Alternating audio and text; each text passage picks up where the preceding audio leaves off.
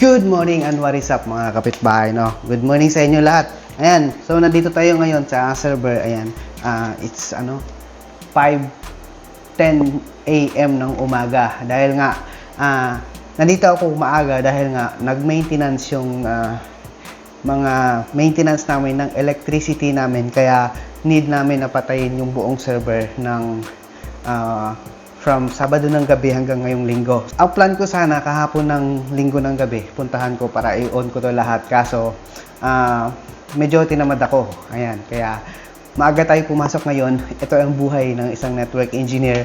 Kapag network engineer ka, kailangan responsible ka. Kahit walang bayad yung OT, so go pa rin kasi ikaw yung may pinakamalaking responsibilidad pagdating sa office. Kasi kapag wala yung network, hindi magra-run yung office, di ba? Kaya importante ang mga network engineer. Kaya kapag network engineer ka sa isang company, medyo ano ka talaga, the best kasi ikaw yung pinagkakatiwalaan. Alright? Eto, naon ko na yung iba. Hindi ko lang na-record, hindi ko pala napindot yung record.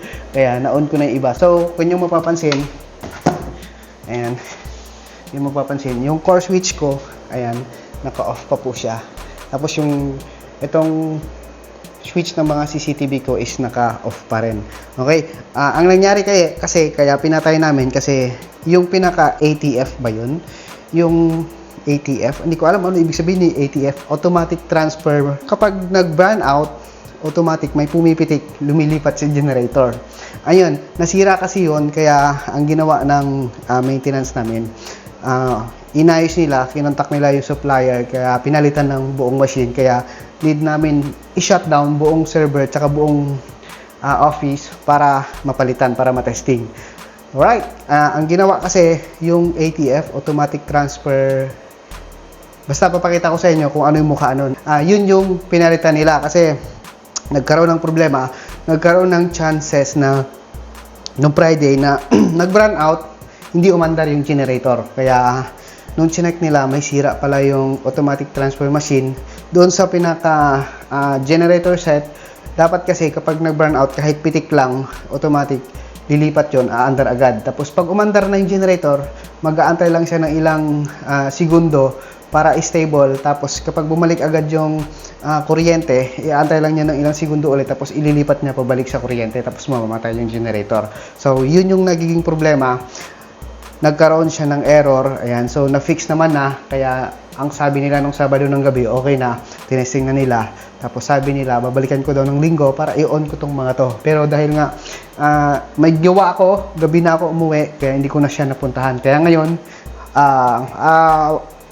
AM nandito na tayo sa office para i-on natin to lahat. Kasi hindi tayo pwede na mamaya pa natin i-on, baka mamaya may maagang empleyado na papasok. Ayan, kaya kailangan nila agad ng internet, kailangan agad nila ng sharing para makapag-update sila. Alright, so let's go. Pa-power up na natin to. Titingnan natin kung ano, okay na lahat. Pero kung inyo mapapansin, yung aking firewall, gumagana na yan. Kasi na-on ko na kanina yan. Na-on ko na yung isang UPS doon, kaya umandar na to.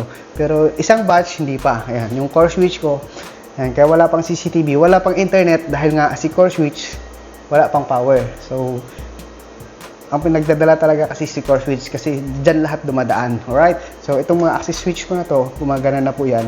Itong mga voice ko, yan, mga CCTV ko, hindi pa siya umaandar. So, let's go. I-on natin. So, itong CCTV ko at saka yung core switch ko, ayan, nag-iisa lang kasi yung UPS niyan. So, batch by batch yan. Hinati-hati ko kasi yung UPS ko, yung hindi siya centralized, maliliit lang. Yung tagsi-single lang. Ayan. So, itong CCTV ko, ito, kung nyo mapapansin yung isang NBR ko, mayroon. Yung ito, wala. Ayan. Let's go. I-power up na natin. So, moment of truth. Let's go. Alright. Ayan na.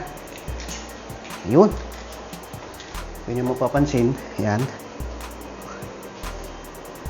Ito yung mga CCTV natin, which is dalawang 24 plus 24, tapos plus 24 na itong CCTV ang kalahati niyan eh. Yan. Alright, so yan na siya. Working na siya. Tapos, ano ba tong indicator na to? O, yun. Medyo matagal lang talaga yung core switch mag-boot up dahil nga siyempre may sariling OS yan. Lalo na yung yung mga Cisco. Ayan, kung inyong mapapansin, yung aking core switch na Aruba, yan. Nagbo-boot siya pero wala pa siyang ilaw. Hindi kagaya ng mga ibang switch. Yan, kung inyong mapapansin, si Stevie ko meron na rin siya. Oh. Yan. Ito. Ayan, nag-boot na siya. Act fan. Ayan, testing na siya. Ayan. Alright. On na siya ulit. Ayan. Okay. Ayan. Active na lahat. Kaya nyo mapapansin, yung CCTV ko is working na lahat. So, may traffic na, kaya nagbi-blink. Ayan. So, ayan. Tumunog na yung isa kong NBR na malaki. Ayan. So, ito yung CCTV ko. May nagtatanong pala sa akin, no? Ano nga ba ang manual na pag-check ng isang port na malalaman mo na may malaking data na nagtatransfer? Ayan, kung nyo mapapansin, kapag mayroong isang port na sobrang bilis ng blink ng ganito, ibig sabihin malaki ang data na nagtatransfer. Kung nyo mapapansin, yung CCTV ko ang bibilis mag-blink dahil nga yung mga CCTV namin IP naka-HD, so tuloy-tuloy yung transfer niya ng data papunta dito sa NBR natin. Kaya ganyan. Pero pagdating naman sa computer or pagdating sa mga workstation, malalaman mo kapag kunyari ganyan. Pag sobrang bilis ng blink, lalo na sa HP, malalaman mo talaga yan. Kung nyo mapapansin, ang bilis ng blink nun eh. Ang bilis ng blink niya kasi uplink yan papunta dito sa isang switch. Ayan. Kaya ganyan siya. Pero kunwari, yung PC mo nakasaksak lang, kunwari nagda-download siya ng malaking file, malalaman mo na sobrang bilis niya ng takbo kapag malaki yung file na tinatransfer. Alright, so ayan. So ipapakita ko sa inyo ngayon kung ano yung naging problema. Kasi tuturo ko sa inyo yung ATF ba na tawag nila doon, yung automatic transfer machine na nasira, kaya namin sinutdown to lahat. Right, so let's go. Papakita ko sa inyo. Yan, sa ngayon, working na po siya lahat. Yan, kung yung papansin, yung aking server dito na isa. Ayan. Okay na rin po siya.